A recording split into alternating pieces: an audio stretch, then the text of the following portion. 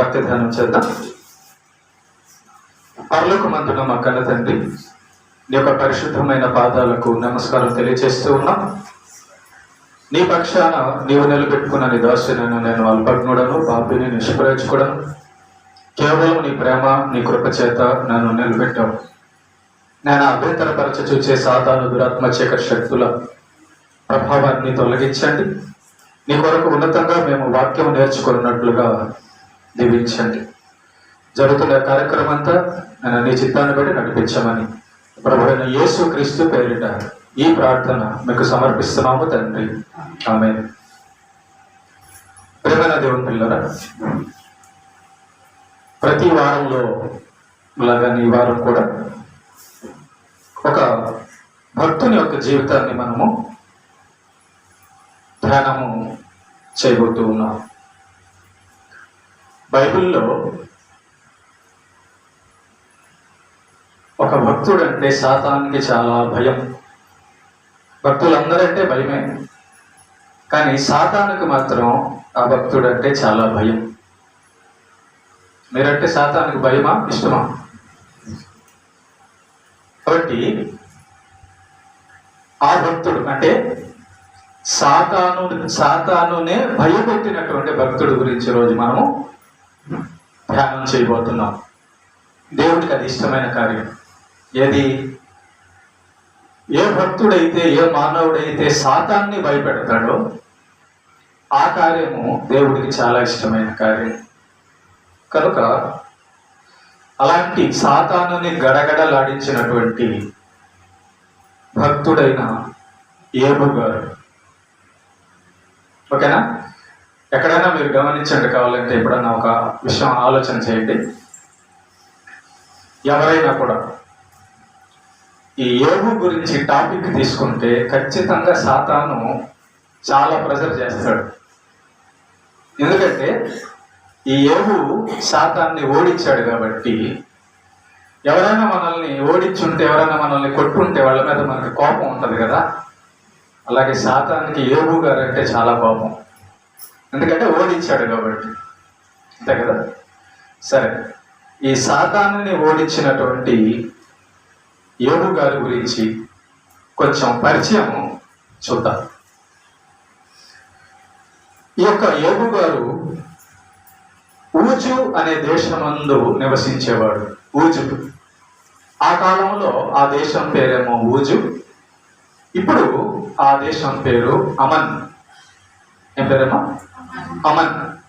యోబు గారి యొక్క సమాధి ఇప్పటికీ అమన్ అనే దేశంలో ఉంది.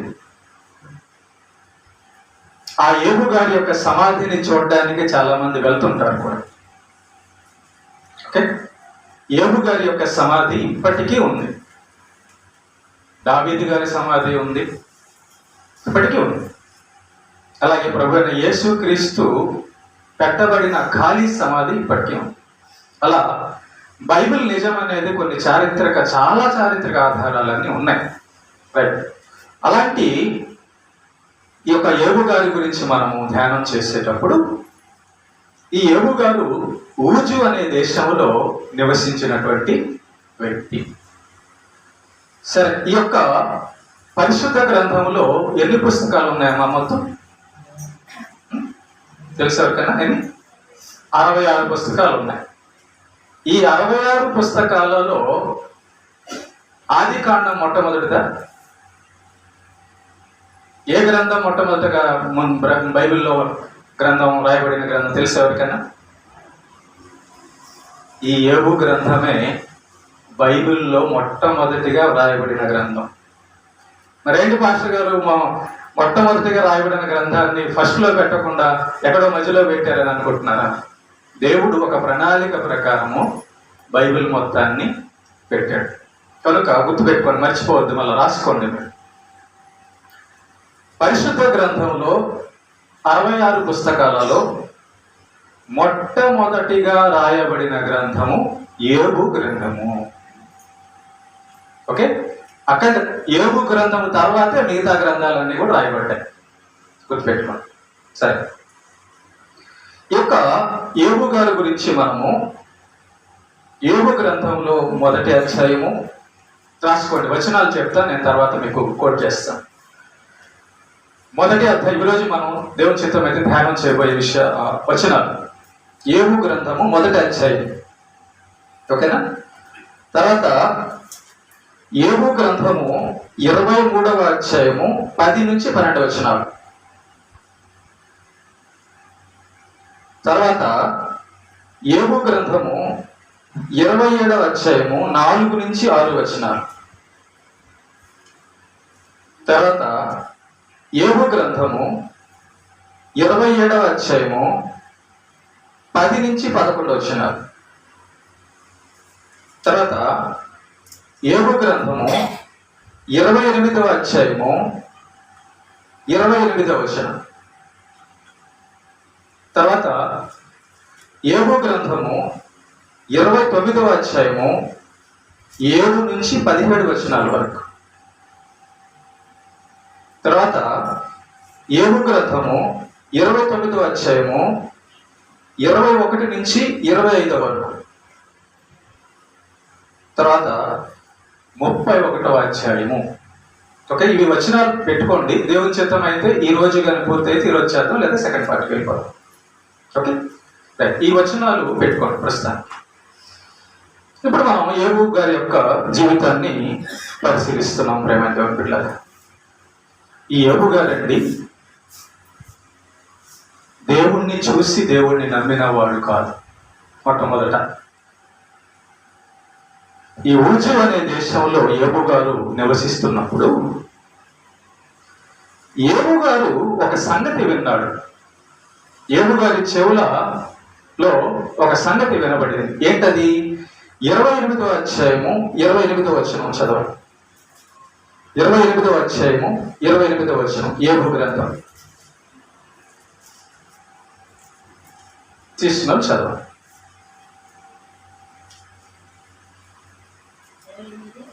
28.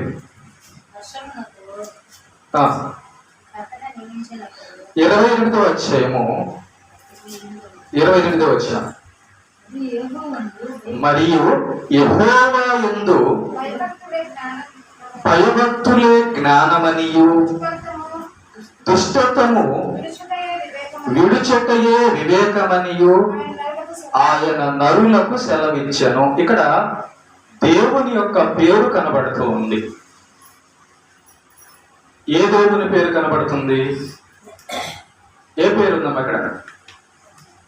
దేవుని పేరు ఏమనుంది ఇక్కడ? ఏమనుంది?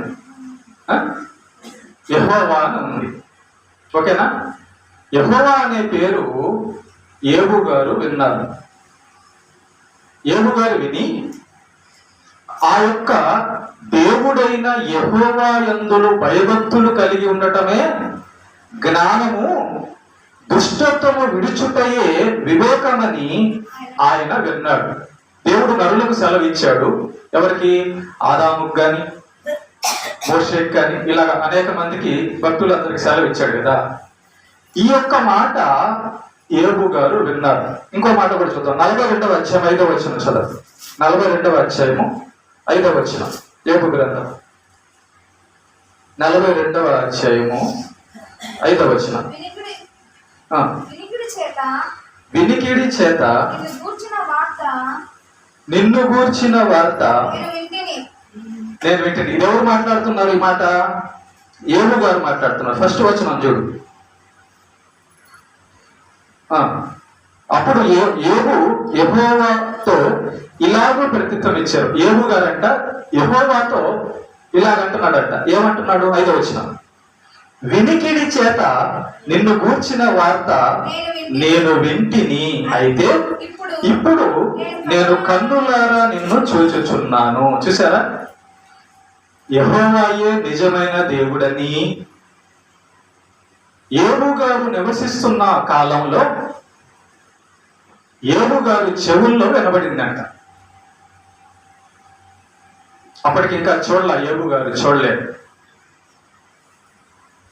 ఈ యోబు గారు యెహోవాయే దేవుడు అని విన్న తర్వాత ఈ యోబు గారు ఏం చేశారన్నది, ఎలా బతికారన్నది మనం ఆయన బ్రతుకులో మనం చూస్తాం. ప్రేమ చూడండి, మనం కూడా యేసు ప్రభు దేవుడు అని విన్నాం అంతే. చూసామా? విన్నామా? విన్నాం.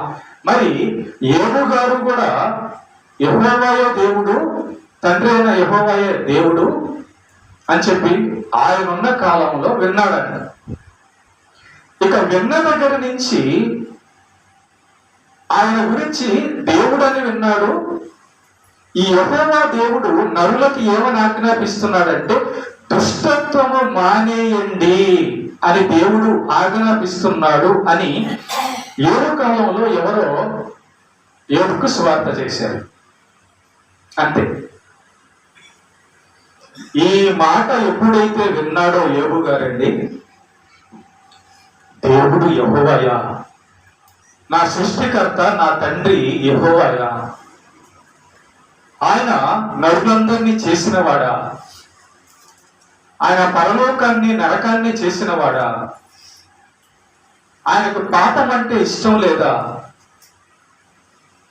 ఆయన మంచి మార్గంలో నడవమని నరులను సెలవిస్తున్నాడా, అయితే నేను అలా బతుకుతానయ్యా, అయ్యా నేను నిన్ను నమ్ముతానయ్యా అని చెప్పని చెవులలో యెహోవా గురించి విన్న క్షణం నుంచి భూమి మీద తన కాలం ముగిసే వరకు కూడా దేవుడికి ఇష్టమైన పాత్రగా బతికిన వాడే యోబు గారు. ప్రేమైన దేవుని బిడ్డలారా, ఇక ఆ రోజు నుంచి యోబు గారు యెహోవా గురించి విన్న రోజు నుంచి తన యొక్క భక్తి అడుగులు స్టార్ట్ అయ్యి అసలు ఏ విధమైన భక్తి చేశాడో మనం కానీ బైబిల్లో చూస్తే ఆశ్చర్యపోతాం. అందుకే సాతాన్ని ఓడించగలిగాడు యోబు, సాతాన్ని ఓడించగలిగాడు. యోబు గారంటే సాతాను గడగడ గడగడ వణిపోయాడు. యోబుని టచ్ చేయడానికి సాతాను భయపడ్డాడు. యోబు గారిని సాతాను ఏమి చేయలేకపోవడానికి కారణము యోబు గారు దేవుని గురించి విన్న నాట నుంచి తన జీవిత కాలం అంతా సాతాన్ని ఓడించాడు. అంటే పాపం చేయలేదు, పాపము చేయకుండా ఉండడమే సాతాన్ని ఓడించడము, దేవుని యందు భయభక్తులు కలిగి ఉండడమే సాతాన్ని ఓడించడము. ఓకే, ఈ యొక్క యోబు గారికి శ్రమకి ముందు, శ్రమకి తర్వాత, శోధనకి ముందు, శోధనకి తర్వాత మొత్తం కలుపుకుంటే మొత్తం 20 మంది పిల్లలు. ఎంతమంది? 20 మంది పిల్లలు. ఈ యోబు గారు శ్రమ పడక ముందు 7 మంది కుమారులను, 3 కుమార్తెలను కన్నాడు. శోధన రాకముందు, సాతాను చేత శోధన రాకముందు ఈ యోబు గారు 7 మంది కుమారులను, 3 కుమార్తెలను కన్నాడు. శోధన తర్వాత మరలా 7 మంది కుమారులను, మళ్ళా 3 కుమార్తెలను కన్నాడు. మొత్తం ఎంతమంది? 20 మంది. టోటల్ గా యోబు గారి జీవితంలో సంతానము 20 మంది.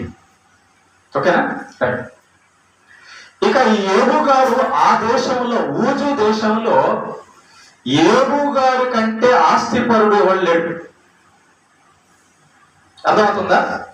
యోబు గారి కంటే ఆస్తిపరుడు, ధనవంతుడు ఇంకెవరు లేరు. ఎంత అనుకుంటున్నారు అతని ఆస్తి? ఒక చిన్న ఉదాహరణ చెప్తాను.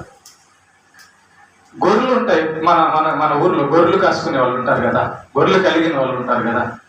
ఒక గొర్రె సుమారు 20,000, 30,000, అంతేనా? ఒక అతనికి ఒక 70 లేకపోతే 100 గొర్రెలు ఉన్నాయనుకోండి, ఎంత ఒకసారి ఆలోచించాను, లక్షల్లో ఉంటుంది. 100 గొర్రెలు ఉంటే ఎంత? 100 గొర్రెలు ఉంటే లక్షాధికారి. ప్రేమైన దేవుని బిడ్డలారా, యోబు గారి దగ్గరికి వెళ్తాం. 1వ అధ్యాయం 3వ వచనం చూడండి ఒకసారి. 1వ అధ్యాయం 3వ వచనం. ఊజు దేశమునందు ఉండెను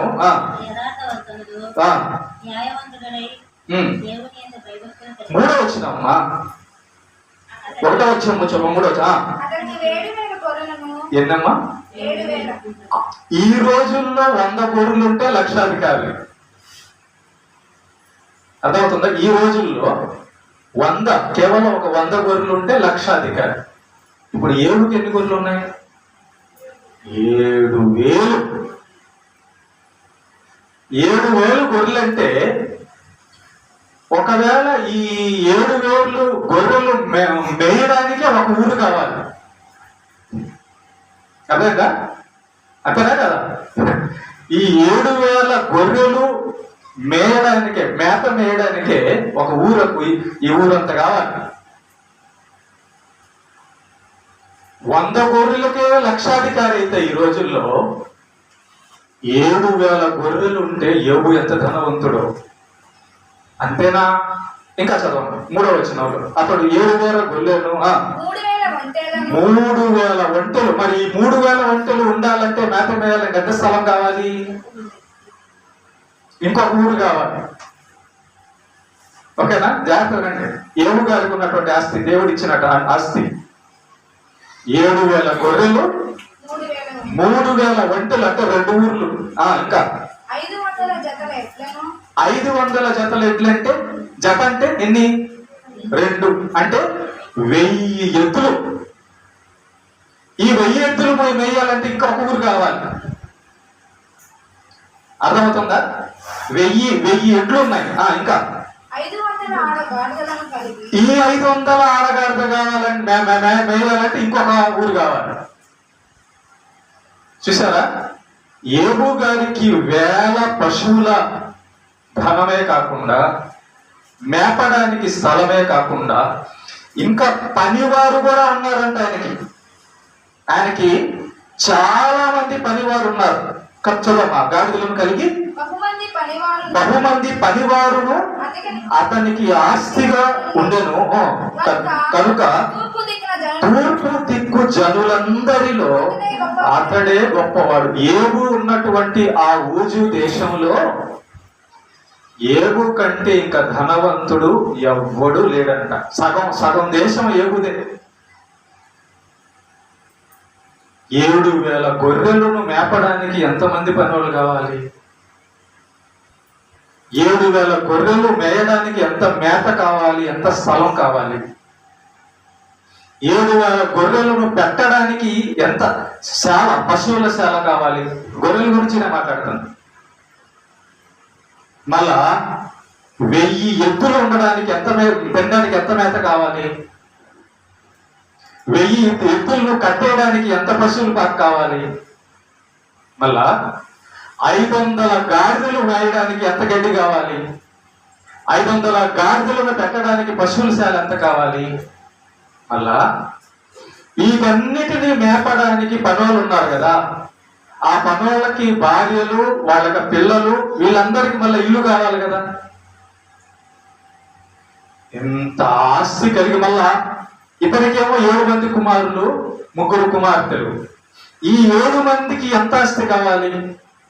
ఈ 3 కుమార్తెలకి ఎంత ఆస్తి ఇచ్చి ఉండాలి? ఈ 7 మంది ఉండడానికి ఎన్ని ఇల్లులు కావాలి? 7 ఇల్లులు కావాలి. ఈ 3 కుమార్తెలు ఉండడానికి 3 ఇల్లులు కావాలి, 10 ఇల్లులు. మళ్ళా యోబుకు ఒక ఇల్లు, 11 ఇల్లులు. ఆ రోజుల్లో ఎంత పశువులు ఉంటే అంత ధనవంతుడు అని అర్థం. ఏమా రైట్. ఇలాగా యోబు గారి యొక్క ఊజు దేశము, యోబు గారికి శ్రమకు ముందు 7 మంది కుమారులు, 3 కుమార్తెలు. అయితే ఈ పిల్లలలో అమ్మాయి మొట్టమొదటిది. యోబుకి ముందు అమ్మాయి పుట్టింది. ఎందుకు అమ్మాయి పుట్టింది అని మీరు అనొచ్చు. అదేంటి ముందు మగపిల్లలు కాదా అని చెప్పి మీరు అనవచ్చు. ప్రేమల దేవుని బిడ్డలారా, యోబు గారికి ముందు పుట్టింది మగపిల్లలు కాదు, ఆడమ్మాయి. వీళ్ళు చాలా మంది అనుకుంటారా, నేను దేవుని యందు భయభక్తులు కలిగి ఉన్నాను, ఏంటి ప్రభు నాకు ఒక మగపిల్లోడు ఇస్తావంటే ఆడమ్మాయిని ఇచ్చావు అని అనుకుంటారు. ప్రేమైన దేవుని బిడ్డలారా, యోబు గారికి నీతిమంతుడు, యథార్థవంతుడు, భక్తుపరుడైన యోబు గారికి మొట్టమొదట దేవుడు ఇచ్చింది అమ్మాయిని. చూస్తారా? చదవండి అన్నమాట, ఉందన్నమాట, చదవండి. 4వ వచనం, 1వ అధ్యాయం 4వ వచనం. అతని కుమారులందరూ వంతుల చొప్పున అనుదినము ఒకరినొకరు తమ తమ ఇండ్లలో విందు చేయని కూడినప్పుడు తమ ముగ్గురు అక్క అంటే స్త్రీయా పురుషుడా? అమ్మాయి అబ్బాయి అక్క అమ్మాయి అంటే ఈ 7 మంది మగపిల్లలు 7 మంది కుమారులు ఒక నెలకో ఒక వారానికో విందు చేసేవాళ్ళంట 7 వాళ్ళ వాళ్ళ ఇళ్లలో. ఈ 7 మగపిల్లలు ప్రతి ఇంట్లో విందు చేసేవాళ్ళంట 7 వంతులు చొప్పున. 7 మంది పిల్లలు ఉన్నారు కదా, మొదటి వాడు ఒకరోజు చేసేవాడు, రెండో వాడు ఒకరోజు చేసేవాడు, మూడో వాడు ఒకరోజు చేసేవాడు. అలాగా 7వ వాడు వరకు 7 రోజులు వారం మొత్తం విందు చేసేవాడు. ఈ విందు చేసేటప్పుడు తమ అక్క చెల్లెలను పిలిచేవారు అని ఉంది. అక్కడ ఉందా? అలాగే ఉంది కదా, చూసారా? అంటే ఏబు గారికి ముందు పుట్టింది ఎవరు? అమ్మాయి. ఓకేనా? ఆ అక్కను ఫస్ట్ అక్క అయి ఉండొచ్చు, తర్వాత 2 చెల్లెలు అయి ఉండొచ్చాము, లేదా 2 అక్కలు అయి ఉండొచ్చు, ఒక చెల్లి అయి ఉండొచ్చాము. కానీ అక్క ఉంది, చెల్లి ఉంది కాబట్టి ఈ మగపిల్లలందరికంటే ముందు అక్కే పుట్టుండొచ్చు, ఒకరు కానీ 2 కానీ, తర్వాత చెల్లి. ఇలా ఈ యొక్క ఏబు యొక్క కుటుంబము సంతానము ఇలాగా ఉంది. ప్రేమని దేవుని బిడ్డలారా, యెహోవా గురించి విన్న తర్వాత నుంచి ఈ ఏబు గారు ఎంత విశ్వాసంతో ఎంత ఆజ్ఞలు పాటిస్తూ భయభక్తులు కలిగి ఉన్నాడో ఈ ఏబు గ్రంథంలో 42 అధ్యాయాలు ఉన్నాయి. ఈ 42 అధ్యాయాల్లో ఏబు గారి గురించి మనం ధ్యానిస్తూ వెళ్తే చాలా గొప్ప విషయాలు మనకు అందుతాయి. ఏబు గారంత జ్ఞానము ఆ రోజుల్లో ఎవరికి లేదనే చెప్పాలి. అంత దైవ జ్ఞానం కలిగి ఉన్నాడు ఏబు గారు ఈ యొక్క బ్రతుకులో. శాస్త్రవేత్తలకు ఇప్పుడు శాస్త్రవేత్తలు తయారు చేస్తున్నవన్నీ కూడా ఏబు గారు ముందే చెప్పేశాడు, ఇది ఇట్లా చేస్తారని. కరెంటు తయారయ్యి కొన్ని సంవత్సరాలు అయింది, కానీ కరెంటు తయారు చేస్తారని ముందే చెప్పాడు ఏబు. అప్పటికి ఇంకా కరెంట్ లేదు. మార్బుల్ గ్రానైట్, చేమకుర్తిలో గ్రానైట్లు తవ్వుతూ ఉంటారు, మార్బుల్స్ కింద వేస్తారు చలవరాతి. మనుషులు ఆ చలవరాతిని తీసి తమ ఇళ్లలో పలుచుకుంటారు అని ఏబు గారు అప్పుడే చెప్పాడు. ఇలా సైన్స్ భూమి గుండ్రంగా ఉందని ఏబు గారు చెప్పింది. అప్పటికి శాస్త్రవేత్త కూడా లేదు. మరి ఎలా తెలిసాయి ఏబు గారికి విషయాలన్నీ? ఏబు గారు దేవుడితో నడిచాడు, ఏబు గారు దేవుడితో సహవాసం చేశాడు, ఏబు గారు సమస్తము దేవునికి అప్పగించుకున్నాడు కాబట్టి దేవుడు ఏబుతో సమస్త విషయాలు చెప్పాడు. ఓకే, ఇక ఏబు గారి యొక్క భక్తిని, ఏబు గారి యొక్క క్యారెక్టర్ని మనం చూసిన తర్వాత రెండవ పార్ట్లోకి మనం వెళ్ళడానికి అవకాశం చూద్దాం. ముందు అసలు ఏబు గారు ఎలాంటి భక్తి చేశారు, ఏబు గారు ఎలాగ బతికారని మనం చూసిన తర్వాత ముందుకు వెళ్దాం. చూడండి, ఏబు గ్రంథము 29వ అధ్యాయము 7 నుంచి 15 వరకు చదువుదాము. ఏబు గ్రంథము 29వ అధ్యాయము 7వ వచనం నుంచి చదవండి. 29 7 నుంచి. రాజవీధిలో నా పీఠము సిద్ధపరచుకున్నప్పుడు నన్ను చూచి దాగుకొనిరి. చూసారా, ఏబు గారంట ఆ పట్టణపు గుమ్మమునకు నేను వెళ్ళినప్పుడు, రాజవీధిలో నా పీఠము సిద్ధపరచుకున్నప్పుడు యవనులు నన్ను చూసి దాక్కుని, యవనస్తులంట, కుర్రోళ్ళంట ఏబు గారిని చూసి భయపడేవారంట. ఎందుకు చెప్పండి? ఎందుకంటే ఏబు గారు ఇప్పుడున్న యవనస్తుల్లాగా, లేదంటే ఇప్పుడున్న భయంకరమైన దుష్ట మనస్తత్వం కలిగిన యవనస్తుల్లాగా లేడు. యోబు గారు మాట యథార్థంగా ఉంది, యోబు గారి ప్రవర్తన యథార్థంగా ఉంది, యోబు గారి జీవితం యథార్థంగా ఉంది, యోబు గారి కుటుంబం అంతా కూడా భక్తిలో ఉంది. కాబట్టి యోబు గారు నడిచి వెళ్ళినప్పుడు, యోబు గారు ఒక సీట్లో కూర్చున్నప్పుడు కుర్రవాళ్ళు కూడా ఆయన్ని చూసి భయపడే వాళ్ళంట. ఎందుకంటే అమ్మో ఆయనంత నీతిమంతులం మేము కాదు అని యవ్వనస్తులు కూడా యోబుని చూసి భయపడేవాళ్ళు. యవ్వనస్తులే యోబును చూసి భయపడేంత నీతి యోబుది. కుర్రవాళ్ళు ఇంకా చదవమ్మా. దాగుకొని యవ్వనులు నన్ను చూసి దాగుకుని చూసారా? పోలీసులు వస్తుంటే భయమా లేదా? దాక్కుంటారు. టీచర్ వస్తుంటే భయమా లేదా? దాక్కుంటారు. భయం అంటే చూడు, యోబు గారు ఏమన్నా సింహమా, పులా, రాక్షసుడా? యోబు గారు మనిషే కదా. మరి మనిషి అయిన యోబు గారిని చూసి వీళ్ళు ఎందుకు దాక్కున్నారంటే, అమ్మో ఐవరు వస్తుంటే పిల్లలు ఎట్లా దాక్కుంటారు? ఎందుకు దాక్కుంటారు? ఏదన్నా ఆయన చెప్పింది నేను చెప్పకపోతే తంతాడేమో రేపు స్కూల్లో, తన తప్పును చూసుకోరు. రే ఎందుకు బయట తిరుగుతున్నావు చదువుకోకుండా అంటాడేమో అనే కదా టీచర్ అంటే భయపడేది. అంతేనా? యోబు గారు కూడా ఆ రోజుల్లో ఒక గొప్ప టీచర్ అన్నమాట. ఏం టీచరు? నీతిని బోధించే టీచర్. ఆయన్ని చూసినప్పుడు అమ్మో బీడీ తాగితే, సిగరెట్ తాగితే ఆయన కొడతాడు, మందు తాగితే ఆయన కొడతాడు, అబద్ధాలు చెప్తే ఆయన కొడతాడు, ఏదైనా తప్పు పని చేసామనుకో ఆయన కొడతాడని యవ్వనస్తులందరూ యోబును చూసి దాక్కునేవారంటండి. ఏమండి, నేను ఒక మాట చెప్తున్నాను, చేస్తానండి. యవనస్తులు ఆ ఊర్లో వాళ్ళందరూ యోబును చూసి దాక్కుంటున్నారు అంటే ఆ పట్టణాన్ని యోబు గారు ఏ విధంగా దేవుని నీతి మార్గంలో నడిపించాలని బతుకుతున్నాడు ఒకసారి ఆలోచించండి. మన ఊరుందండి అంటే నన్ను బాధపడబాకండి, మన ఊరుందండి. ఈ ఊర్లో యవనస్తులు తాగుతున్నారు, యవనస్తులు చెడిపోతున్నారు, యవనస్తులు పాడైపోతున్నారు. మరి ఈ పెద్ద మనుషులు మీటింగ్ పెట్టడం లేదండి ఏంటండి అమ్మా? ఎందుకంటే ఆ పెద్ద మనుషులు కూడా ఇల్లంటోళ్ళే, మీటింగ్ పెట్టలేరు. ఎందుకంటే వీళ్ళు చెప్తారు, ఇదిగో నువ్వు అలా చేసావు కయ్యా, నాకు నీతి చెప్పడానికి వచ్చావని వీళ్ళు చెప్తారు. అంటే వాళ్ళ గుట్టు వీళ్ళకి తెలుసు, వీళ్ళ గుట్టు వాళ్ళకి తెలుసు. కాబట్టి తేలు కుట్టిన దొంగల్లాగా కెమ్ముగా ఉంటారు అంతే. ఏ ఊర్లో న్యాయమో ఉన్నదో. కానీ యోబు గారు వస్తుంటేనట దాక్కొని అమ్మో యోబు గారు వస్తున్నారు, వెళ్ళిపోదాం అని అంటాడు. అంత పోలీసు ఆయనే, టీచరు ఆయనే, రాజు ఆయనే, జడ్జి ఆయనే. ఆ దేశానికి, ఆ పట్టణానికి ఏం లైఫ్ అండి యోబు గారి దగ్గర. దేన్ని బట్టి? దేవుణ్ణి బట్టి. కత్తి తీసుకొని వస్తున్నాడు యోబు గారు, లేదు, హృదయము లోపల యెహోవాని తీసుకొని వస్తున్నాడు.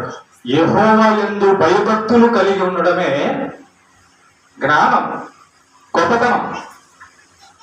ఎవరైతే నీతిమంతుడుగా ఉంటాడో అతన్ని చూసి కొంతమంది అయినా భయపడతారు. ఇలా దాక్కునే వాళ్ళట. తర్వాత చదవము.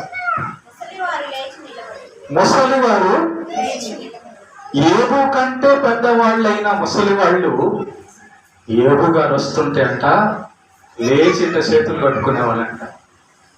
దేన్ని బట్టి? యోబు లోపల ఉన్న భక్తి, యోబు లోపల ఉన్న దేవుడు.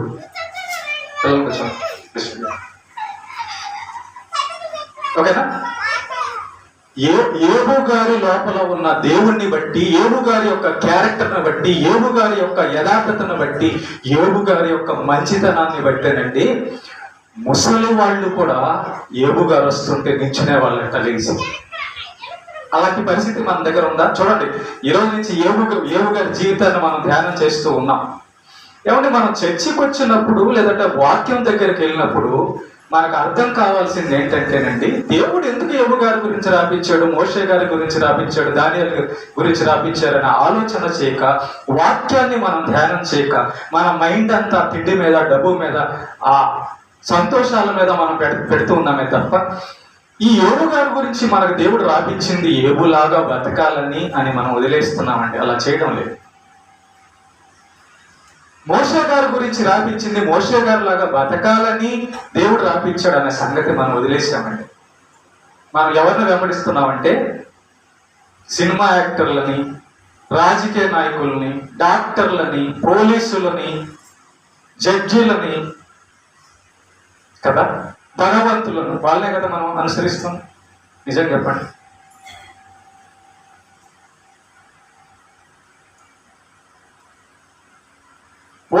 పోలీస్ జైల్లోకి వెళ్ళిన తర్వాత, ఎవరైనా జైలుకి వెళ్ళిన తర్వాత నేను పాపం మానేశాను అన్నాడు ఒకటి చూపించండి. రోగం బాగైపోయిన తర్వాత, హాస్పిటల్కి వెళ్ళిన తర్వాత నేను నా జీవితంలో పాపాలన్నీ మానేశాను అన్నాడు ఒకటి చెప్పి చూపించండి. కానీ యేసయ్య దగ్గరకు వచ్చిన తర్వాత తాగుబోతులు మారారండి. యేసయ్య దగ్గరకు వచ్చిన తర్వాత వ్యభిచారులు మారారండి. యేసయ్య దగ్గరకు వచ్చిన తర్వాత దొంగలు మారారండి. యేసయ్య దగ్గరకు వచ్చిన తర్వాత నక్సలైట్లు, నరహంతకులు మారారండి. యోబు గారి లోపల ఉన్నది యేసయ్య కనుక ఆ క్యారెక్టర్ వెలుగుతుంది ఆ పట్టణానికి, ఆ దేశానికి. ముసలి వాళ్ళంట యోబు గారిని చూసినప్పుడు నించునే వాళ్ళంట. మనల్ని చూసి నించుంటారా, కలపట్టుకుని కొడతారా?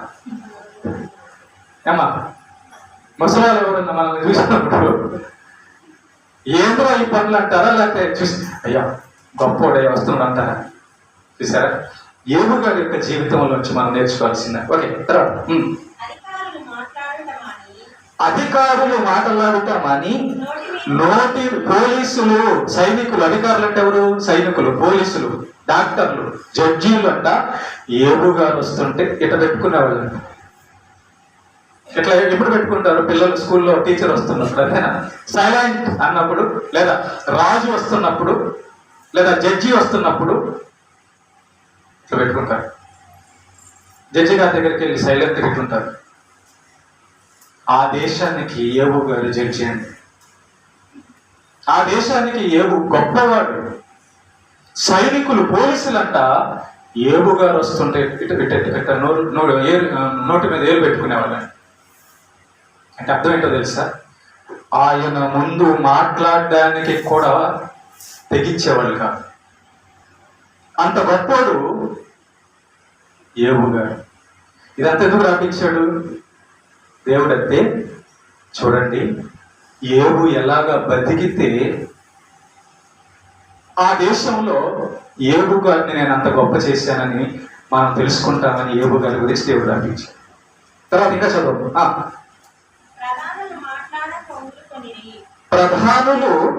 ప్రధానులు అంటే ఎవరమ్మా? ప్రధానమంత్రి, దేశానికి ప్రధానమంత్రి.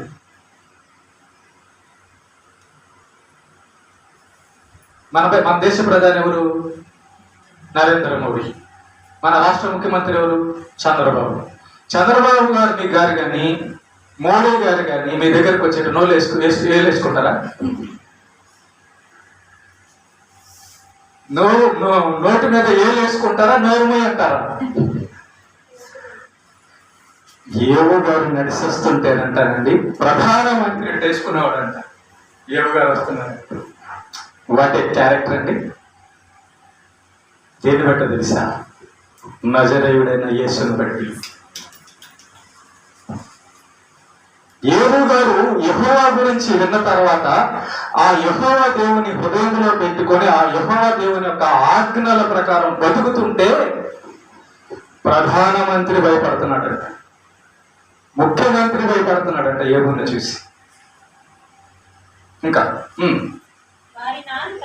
వారి నాలుక అంగీలు అంటుకుంటూనేను.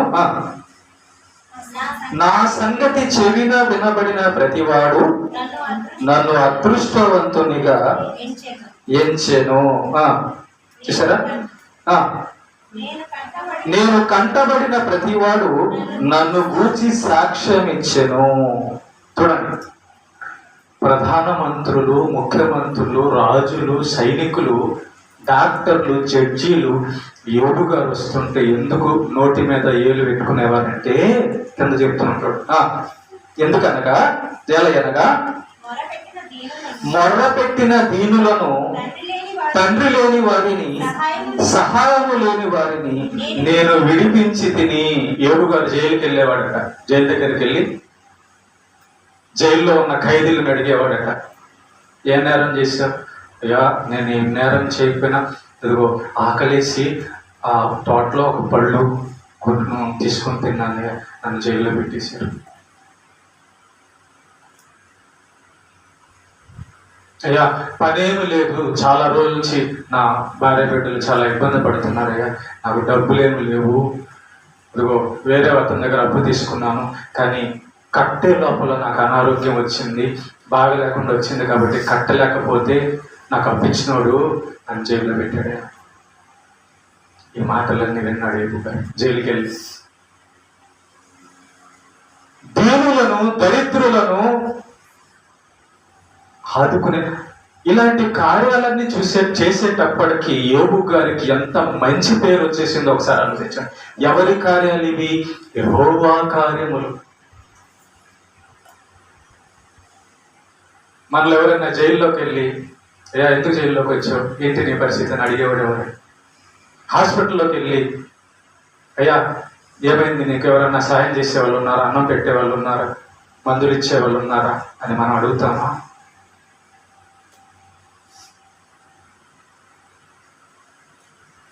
దేవుడు యోబు గారి గురించి ఒక స్టేట్మెంట్ ఇచ్చాడు. ఏ స్టేట్మెంట్ ఇచ్చాడు తెలుసా? సాక్ష్యం. చదవండి అన్నమాట. ఏ సాక్ష్యం ఇచ్చాడు యోబు? అది అక్కడే ఉంచి అక్కడే ఉంచి 1వ అధ్యాయంలోకి వచ్చేసాను. 1వ అధ్యాయంలోకి వచ్చేసాను. 8వ వచనం చదువు. 1వ అధ్యాయం 8వ వచనం. యోబు గ్రంథం. అందుకు యెహోవా, నీవు నా సేవకుడైన యోబు సంగతి ఆలోచించితివా? అతడు యథార్థవంతుడు నెంబర్ 1, న్యాయవంతుడు నెంబర్ 2, దేవుని యందు భయభక్తులు కలిగిన వాడు నెంబర్ 3, చెడుతనము విసర్జించిన వాడు నెంబర్ 4.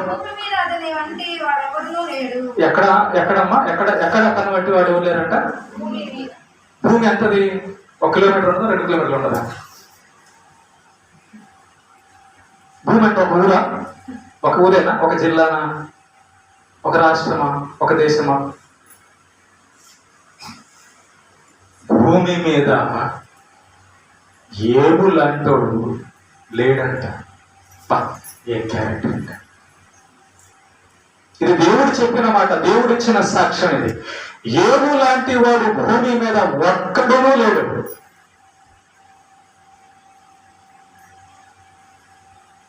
ఎందుకంటే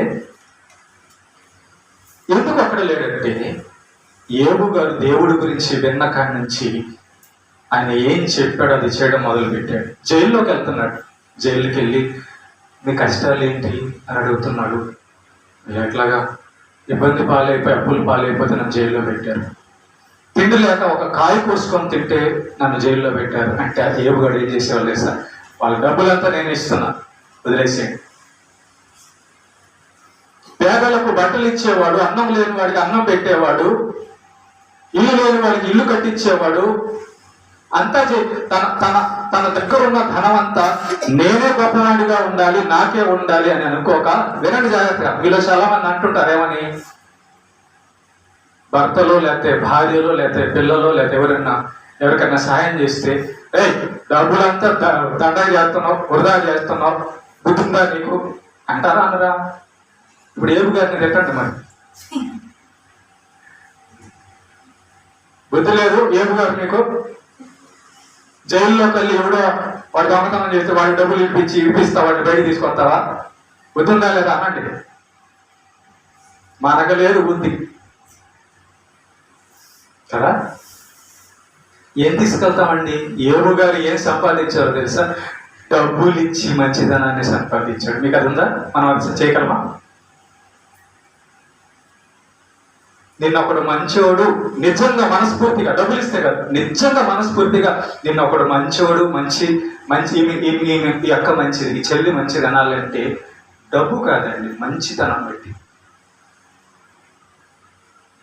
యోబు గారు డబ్బు ఉంది కానీ ఈ డబ్బు నేను తీసుకెళ్లేది కాదు, దేవుడు చెప్పినట్టుగా నలుగురికి సహాయం చేస్తే ఆ డబ్బును మించిన మంచితనము, దేవుని కృప నాకు వస్తుంది అని యోబు గారు తనకున్న డబ్బుల్లో నుంచి పేదలకి, దరిద్రులకి, వస్త్రహీనులకి, ఇల్లు లేని వాళ్ళకి, జైల్లో ఉన్న వాళ్ళందరికీ పనిచేసేవాడు.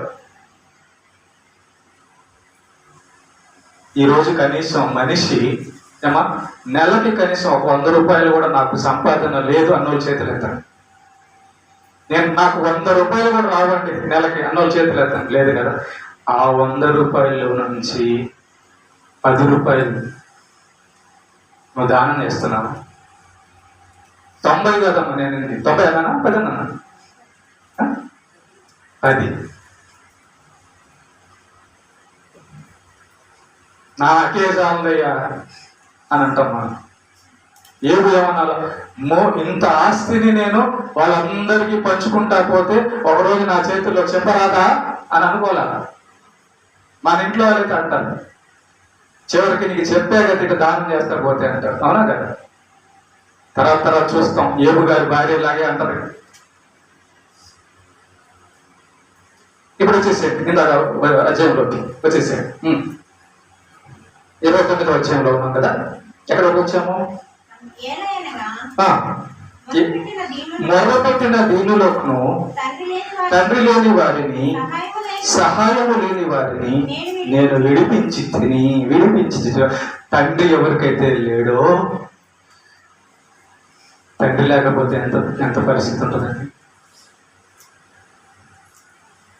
ఒక అమ్మాయికో ఒక అబ్బాయికో తండ్రి లేకపోతే వాళ్ళని ఎలా చూస్తారండి జనాలు. యోబు గారంట, అమ్మా అయ్యా మీ నాన్న లేడా? లేడు. అయ్యా అయ్యగారు యోబు గారు, నేనేరా మీ నాన్న ఈరోజు చెప్పుకోపో అనేవాడు. నేనే నీ మాయమని, నేనే నీ అన్నని, నేనే నీ బాబాయిని, పో చెప్పుకోపో. ఎవరైనా నీ జోలికి వస్తే ఇదిగో మా పెద్ద ఆయన ఉన్నాడు, మా అన్న ఉన్నాడు, మా అంకుల్ ఉన్నాడు అని చెప్పనేవాడు. తండ్రి లేని వారిని నేను విడిపించి తిని.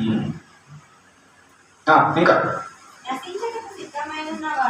నశించుటకు సిద్ధమై ఉన్న వారి దీవెనలు నా మీదకి వచ్చాను. ఎలా దీవెనలు వస్తాయి?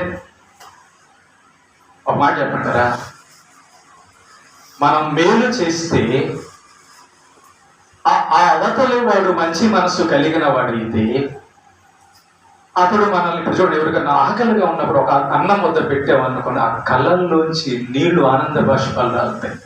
మన సైడ్ ఎలా చూస్తారో తెలుసా? కొంతమంది అంటారు, మనిషి దేవుడు కాదు కానీ దేవుళ్ళలాగా వచ్చి నా కడుపు నింపావయ్యా, దేవుళ్ళలాగా వచ్చి నాకు సహాయం చేసావయ్యా అని అంటారు. దీవెన. నువ్వు డబ్బులు నీ దగ్గర ఉంటే నీకుండేది డబ్బులే. నువ్వు దేవుడు చెప్పినట్టు పేదలకి సహాయం చేస్తే నీకు వచ్చేది దీవెన. ఏది గొప్ప చెప్పండి? దీవెన గొప్పదా, డబ్బులు గొప్పవా? దీవెన గొప్పది. ఆ ఊర్లో జనాలందరూ, జైల్లో పడిన వాళ్ళని, తండ్రి లేని వాళ్ళని, విధవరాలని, పేదవాళ్ళందరినీ దేవుడు యోబు గారు సహాయం చేసేసరికి, దేశం మొత్తంలో సహాయం చేసేసరికి, 1000 మందికి సహాయం చేసేసరికి 1000 మంది యొక్క దీవెనలు యోబు గారి మీదకి వచ్చాయి. అందుకే యోబు గారు ఆ దేశములోనే గొప్ప ధనవంతుడయ్యాడు. ఇదంతా చూసి దేవుడు ఎంత సంతోషపడేవాడు. ఇంకా విధవరాండ్ర హృదయమును సంతోష పెట్టింది. విధవరాలంటే ఎవరమ్మా? భర్త లేని వాళ్ళు, తోడు లేని వాళ్ళు. అక్క, చెల్లి, నేను నీకున్నా. నీ భర్త చనిపోయాడా లేడా? నేనున్నా. నీకేం అవసరం కావాలి వచ్చినా నా దగ్గరికి రా అని చెప్పేవాడు. అంటే యోబు గారు మన వాళ్ళైతే, మన ఊర్లో అయితే, మన దేశంలో అయితే భర్త లేడనుకో, ఈమెను ఎట్ట చేయి పట్టుకోవాలా, ఎట్ట చెరిపేయాలా, ఎవరు లేరు కదా ఈమెని అనుకునే దుర్మార్గపు మనుషులండి బతుకుతున్న కాలం ఇది. ఈమెకి ఎవరు లేరు కదా, భర్త లేరు కదా, ఎవరు లేరు కదా, అనాథ కదా, ఈమెను ఎలాగైనా చెరిపేయవచ్చు, చెరిపేసి మన పాపాలన్నీ చెరుపుకోవచ్చు, ఎవడు అడగడు అనుకునే దుర్మార్గపు కాలం ఇది. కానీ యోబు గారంట ఎవరైనా భర్త లేని వాళ్ళని చూసి, అమ్మా, అక్క, చెల్లి, నేనున్నా నీకు అని చెప్పేవారంట యోబు గారు. తర్వాత నేను నీతిని వస్త్రముగా ధరించుకొని ఉంటుంది గనుక అది నన్ను ధరించను. ఏం మాట అండి ఇది!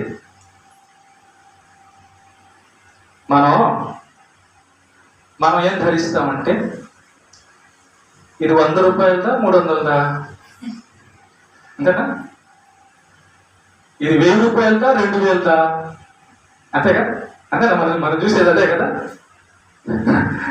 అంతే కదా.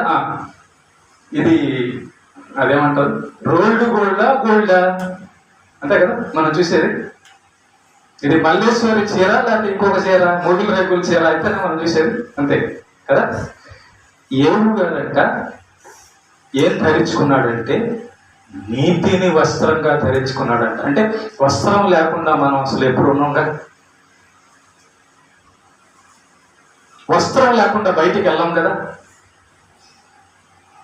యోబు గారంట ఇలా వస్త్రాల్లాగా నీతినే ధరించుకున్నాడంట. అంటే నీతి అనేది లేకుండా ఒక్క నిమిషం కూడా, దేవుని నీతి లేకుండా యోబు గారు లేరంట. కనుక ఆ నీతిని నేను వస్త్రంగా ధరించుకుంటుని అది నన్ను ధరించాను. అసలు నీతి యోబు గారిలో అలా ఇమిడిపోయిందంట. అంతే. నీతి ఏది? దేవుని యొక్క మాట. అబద్ధం చెప్పొద్దు, బూతులు మాట్లాడొద్దు, పాపం చేయొద్దు, ఇట్లా రకరకాల ఆజ్ఞలు ఉన్నాయి. ఇవన్నిటినీ దేవుడు ఏదైతే చేయొద్దన్నాడో అది చేయకుండా ఉండడం, దేవుడు ఏదైతే చేయమన్నాడో అది చేయడం నీతి. అలా చేస్తున్నప్పుడు ఆ నీతి అంట ఒక ఉంగరం లాగా, ఒక చైన్ లాగా, ఒక కిరీటం లాగా యోబు గారి మీద ధరించుకుందంట. మనం ఉంగరాలు ధరించుకుంటున్నాం. అదిగో చూడండి, వజ్రం నా ఉంగరం, ఇదిగో చూడండి నా చైను. 22 క్యారెక్టర్లు, రకరకాలు చెప్తుంటాం. మనం బంగారాన్ని చూపిస్తాం, వస్త్రాలను చూపిస్తాం. యోబు గారు ఏం చూపిస్తున్నాడు ఊర్లో వాళ్ళందరికంటే? దేవుని నీతి చూపిస్తున్నాడు. అదిగో నీతిమంతుడు వస్తున్నాడు అంటున్నారంట ఊర్లో వాళ్ళందరూ కూడా. ఇదిగో యోబు గారు వస్తున్నారు, నీతిమంతుడు వస్తున్నాడు. ప్రధానమంత్రులు, పోలీసులు, డాక్టర్లు, జైలు అందరూ కూడా భయపడేవారంట యోబుని చూసి.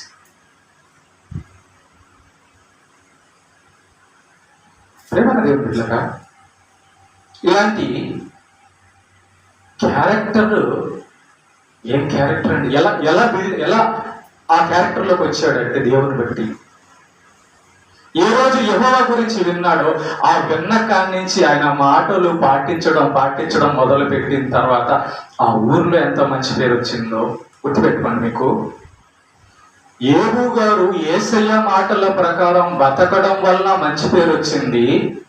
మనం యేసయ్య మాటలకు దూరం అవ్వడం వల్ల చెడ్డ పేరు తెచ్చుకుంటాం. చూత్రం చూడండి ఒకసారి, బాగా గమనించండి. యవనస్తులు అందరూ, చెడ్డ పేరు ఎలా వస్తుంది మీకు? మంచి పేరు ఎలా వస్తుంది? నువ్వు రాంగ్ స్టెప్ వేసినప్పుడు, దేవునికి దూరం అయినప్పుడు నీకు నీ ఇంటి వారికి పరుగు పడుతుంది. నిన్ను నీ ఇంటి వారిని చులకన చేస్తాడు. ఈ అమ్మాయి క్యారెక్టర్ లేదు, వాడా పోకిరోడు. దేన్ని బట్టి? యేసయ్యకు దూరం అయిందని బట్టి. అదే ఇక్కడ తల దించితే మళ్ళా కాలేజ్ దగ్గర తలెత్తుతున్నాం అనుకో, స్కూల్ దగ్గర తల దించితే మళ్ళీ ఇంటి దగ్గర తలెత్తుతున్నాం అనుకో, నీ గురించి, నీ క్యారెక్టర్ గురించి గొప్పగా చెప్పుకుంటా. అమ్మాయ చాలా మంచిది, అబ్బాయి చాలా మంచోడు, అతను చాలా మంచోడు, ఆ అక్క చాలా మంచిది అని యేసయ్యను బట్టి వస్తుందండి. అది యోబు గారు తెచ్చుకున్నాడు, సంపాదించుకున్నాడు. అదంతా కూడా యోబు యొక్క ఆస్తి చెప్పాను. ఆ ఆస్తి కాదు గొప్పది, ఇదిగో ఈ క్యారెక్టర్ గొప్పది. దానం చేసే గుణం ఉంది, మనస్సు, దట్ ఈస్ గ్రేట్. నేను దేవుని యొక్క నీతిమంతుడుగా నిలబడాలన్న ఆలోచన ఉంది, దట్ ఈస్ గ్రేట్. నేను దేవుణ్ణి బాధ పెట్టకూడదు, నేను దేవుణ్ణి ఇబ్బంది పెట్టకూడదు అన్న మనస్సు యోబు గారికి ఉంది. అతి గొప్పదండి. ఒకడు కనపడంగానే వాడు తెల్లతోలు చూసి, ఒక ఆమె కనపడంగానే ఆమె ఇది చూసి కాదండి, అలాంటి వాడు కాదు యోబు. నిఖార్సైన దైవ భక్తుడు, దేవుని బిడ్డ, నీతి దేవుడే చెప్తున్నాడు. ఏబు లాంటి అసలు భూమి మీద లేడు. ఆ పేరు నీకు తెచ్చుకోవాలని అనిపించడం లేదు. ఒక విషయం చెప్తాను, టైం అయిపోయింది, రెండవ పాటలోకి వెళ్దాం, కానీ తర్వాత వారం ఒక విషయం చెప్తాను. ఈ భూమి మీద లేదా ఎక్కడైనా అన్నిటికంటే గొప్ప బంధం ఏదైనా ఉందంటే దేవుడికి మనిషికున్న బంధం ఏంటి?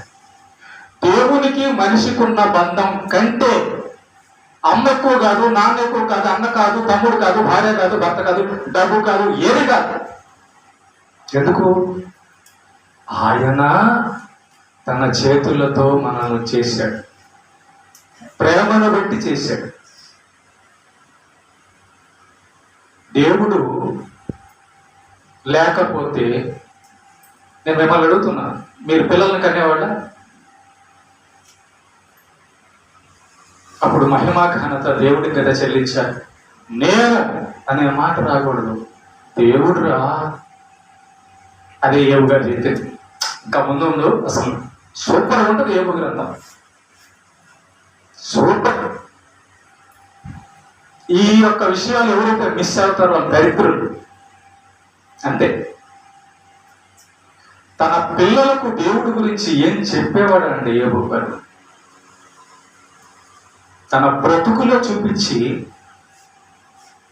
దేవుడిని మహిమపరిచాడు. ఓకే, ప్రేమ దేవుని పిల్లలు, ఇంకా తర్వాత వచ్చినాం చదవ. నా న్యాయ ప్రవర్తన నాకు వస్త్రముగా బాగాయు ఆయను. ఏమేమి ధరించుకున్నాడు చూడండి. మనమైతే వాచీలు, ఉంగరాలు, ఏబు గారికి అది ఉన్నాయా? ఇంకేమైనా ఉన్నాయా? చూడండి ఒకసారి. కమ్మలు, చైన్లు ధరిస్తున్నాం అంటే మన దృష్టిలో ఏంటంట, బంగారం ధరిస్తే నన్ను అందరూ మెచ్చుకుంటారు. నా చర్మం కొంచెం నల్లగా ఉంది, ఫేర్ అండ్ లవ్లీ పెట్టుకుంటే తెల్లగా ఉంటాను, నన్ను అందరూ అబ్బా ఎంత తెల్లగా ఉందని అనుకుంటారు, అంతేనా? కానీ ఏబు గారు ఏమేమి ధరించుకుంటా, నీతిని వస్త్రంగా ధరించుకుంటున్నాడంట. బాగా అంటే టోపీ, న్యాయ ప్రవర్తన, న్యాయమును టోపీలాగా ధరించుకుంటున్నాడంట ఏబు గారు. మరి మనం ఎంత దేవుడు ఎందుకు చూపిస్తున్నాడు ఏబు జీవితాన్ని? మీరు కూడా ఇదిరా పెట్టుకోవాల్సింది, ఇదిరా ధరించుకోవాల్సింది.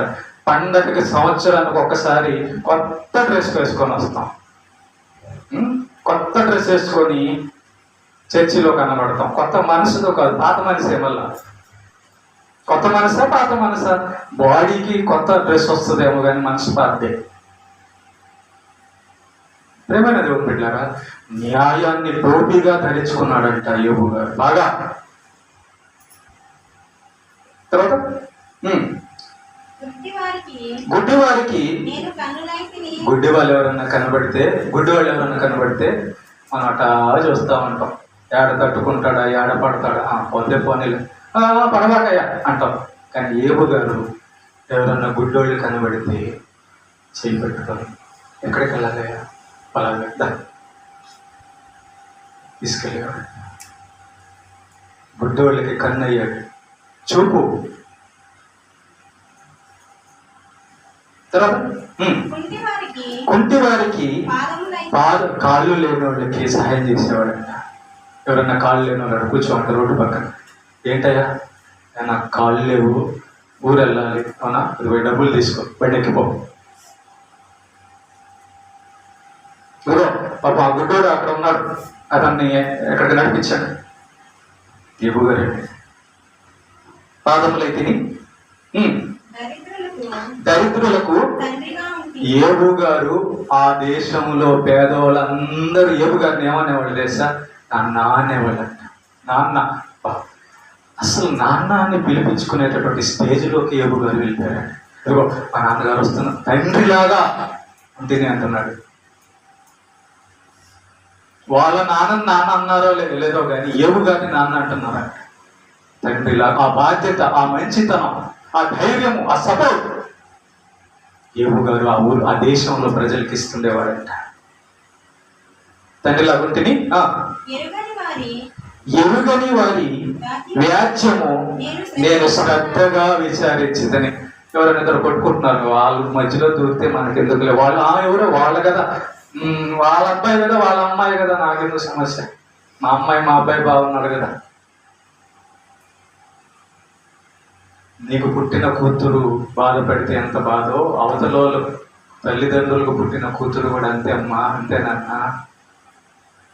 నీకు ముళ్ళు గుచ్చుకుంటే ఎలా ఉంటుందో అవతల కూడా అంతేనన్నా.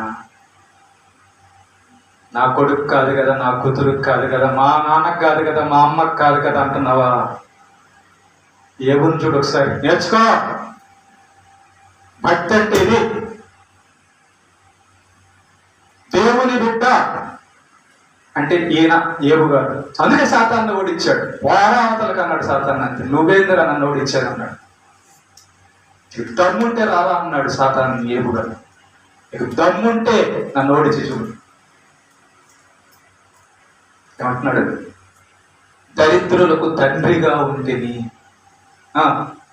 ఎరుగని వారి వ్యాజ్యము నేను శ్రద్ధగా ఎరుగని వారంటే వాళ్ళకి అసలు వాళ్ళెవరో నాకు తెలియదు, వాళ్ళెవరో నాకు సంబంధం లేదు. వచ్చారు యేహూ గారి దగ్గరకు వచ్చి, అయ్యా మాకు న్యాయం తీర్చావు, మాకు ఇట్లా చేయడం, అవునా, ఏం జరిగింది, ఇట్లా జరిగింది అంటే, ఇదిగో ఇది న్యాయం, ఇది దేవుడి న్యాయం, నువ్వు తప్పు చేసావు, నువ్వు క్షమాపణ అడగాలి, నువ్వు ఆ తప్పు చేయకూడదని.